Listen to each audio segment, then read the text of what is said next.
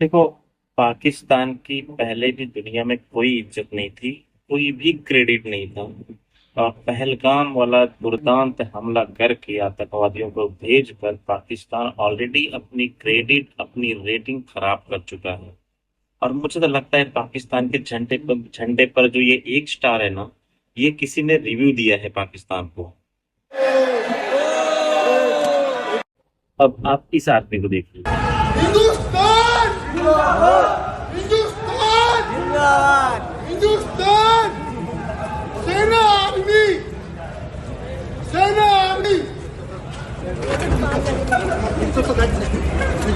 हुकूमत का कौन जिंदाबाद। अरे सारे तू लोग अल्लाह कर रहा है, कब से वाला पी रखी है तू, जरा पी दिखा रहा है क्या पी के। 5 रुपए दारू पी का मोल दे रहा रोड को। कितनी गाड़ियां खड़ी है शांति से, बोला शांति के लिए गाड़ी रोकी गई है। हो रहा है देशभक्ति, जाके वहां लड़ना बॉर्डर पे। तो सब आदमी आराम से खड़े हैं। आए अल्लाह। ये आदमी नशे में हिंदुस्तान जिंदाबाद के नारे लगा रहा था, वो भी सिग्नल। ठीक है, लगाना चाहिए, कोई बात नहीं। हिंदुस्तान जिंदाबाद है, हमारी आर्मी जिंदाबाद है, रहेगी और रहनी भी चाहिए। लेकिन क्या नशे में इस तरह से देशभक्ति का प्रदर्शन सही चीज है? अगर आपको देशभक्ति जाननी है, चलिए मैं आपको बताता हूँ क्या होती है देशभक्ति। पहले आप ये वीडियो देखिए।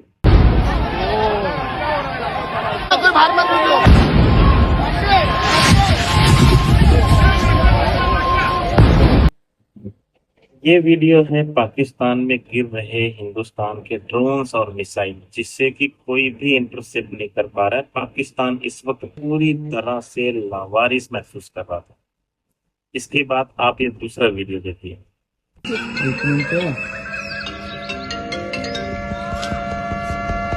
हेलो। ओ गई मिसाइल चली क्यों नहीं।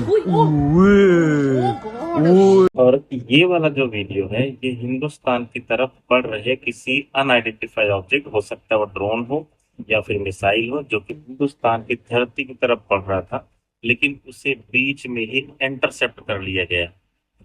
अब देखिए, पाकिस्तान की तरफ से आने वाले maximum maximum in the sense, मतलब 100% जो अनआइडेंटिफाइड ऑब्जेक्ट्स थे, या फिर जो भी अनमैन्ड एरियल व्हीकल्स थे, या फिर ड्रोन्स थे, या फिर मिसाइल्स थे, उन सब को जो है इंटरसेप्ट कर लिया। और याद रखना, इस इंटरसेप्शन के दौरान सिर्फ एक ही ऐसा चीज था जो विदेश से था, एक ही ऐसा एयर डिफेंस था जो विदेश था, दैट इज S-400। लेकिन उसके अलावा जितने भी इंटरसेप्टिंग डिवाइस थे, वो हमारे इंडिया के मेड थे, वो मेड इन इंडिया थे। और साथ ही साथ सबसे इंपॉर्टेंट उसमें हमारी आकाश मिसाइल थी, जिसका एक्यूरेसी रेट इस कॉन्फ्लिक्ट में 100% प्रूफ हुआ है। और इसके साथ ही आकाश मिसाइल की, जिसकी रेंज 35 किलोमीटर तक है, उसकी डिमांड बहुत ही ज्यादा दुनिया में बढ़ गई है।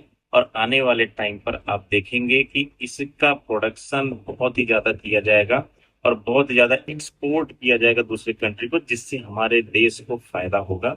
हमारे देश की इकोनॉमी, जीडीपी में बहुत बड़ा बूस्ट आ सकता है बिकॉज ऑफ इस एक मिसाइल की वजह से। और यही असली देशभक्ति है, क्योंकि इस मिसाइल को बनाने वाले जो हमारे साइंटिस्ट हैं, आप स्क्रीन पर देख सकते हैं, इन्होंने ये काम किया है। 15 साल लगातार मेहनत करने के बाद हमारी धरती को पूरी तरह से महफूज किया। और सही मायने में यही असली देशभक्ति, जिसे हम नहीं जानते। और ऐसे देशभक्त सड़कों पर नशे में चिल्ला चिल्ला कर हिंदुस्तान का जिंदाबाद नहीं बोलते, वो सिर्फ और सिर्फ हिंदुस्तान को जिंदाबाद रखने के लिए अपने काम में पूरे शालीनता से, पूरे ईमानदारी से सालों साल अपनी पूरी जिंदगी दे देते हैं। ये है असली देशभक्ति। फ्रेंड्स, हमारा देश किस तरह से महान है, किसी भी महान देश की जो काबिलियत होती है, जो परख होती है, वो मुसीबत के वक्त पता चलती है। और इस मुसीबत के वक्त भी हमारे देश की महानता साबित हुई है। इसका मैं एक आपको जीता जाता जागता उदाहरण देता हूँ। जब इंडिया और पाकिस्तान का ये कॉन्फ्लिक्ट चल रहा था, दोनों तरफ से मिसाइल्स और ड्रोन आ रहे थे, जा रहे थे, हमारे देश में, चाहे वो विपक्ष हो, चाहे वो हिंदू हो, मुस्लिम हो, सिख, ईसाई, सत्ता पक्ष, कोई भी समुदाय के व्यक्ति हो, सारे के सारे एक साथ सरकार के साथ खड़े थे, हमारी आर्मी के साथ खड़े थे। लेकिन अगर आप उस युद्ध के दौरान, उस लड़ाई के दौरान, उस ड्रोन हमले और मिसाइल अटैक के दौरान अगर पाकिस्तान का वीडियो देखेंगे, तो वहां पर जो है एक तरफ से पाकिस्तान हमारी आर्मी से लड़ रहा था, दूसरी तरफ से बलूचियों ने जो है उन पर हमला कर दिया, और तीसरी तरफ सबसे इम्पोर्टेंट चीज, जो वहां की जनता थी वो सड़कों पर सरकार के खिलाफ इमरान खान को छुड़ाने के लिए जेल की तरफ दौड़ पड़ी थी। पूरे देश में गृह युद्ध के हालात हो गए थे, यहाँ तक कि जेल को भी तोड़ने की कोशिश की गई। इसीलिए मैं कहता हूँ हमारा देश वाकई में इस मुसीबत के वक्त भी साबित कर दिया कि हम एक महान देश के वासी हैं। फ्रेंड्स, सीज फायर हो गया है और लड़ाई झगड़ा बिल्कुल भी अच्छी बात नहीं है। जब तक टाला जा सके तब तक टाला जाना चाहिए। लेकिन आपको क्या लगता है कि क्या पाकिस्तान इसके बाद सुधरने वाला है? क्या पाकिस्तान इस बार की गलती से कुछ सीखने वाला है? आप मुझे कमेंट में करके बताइए।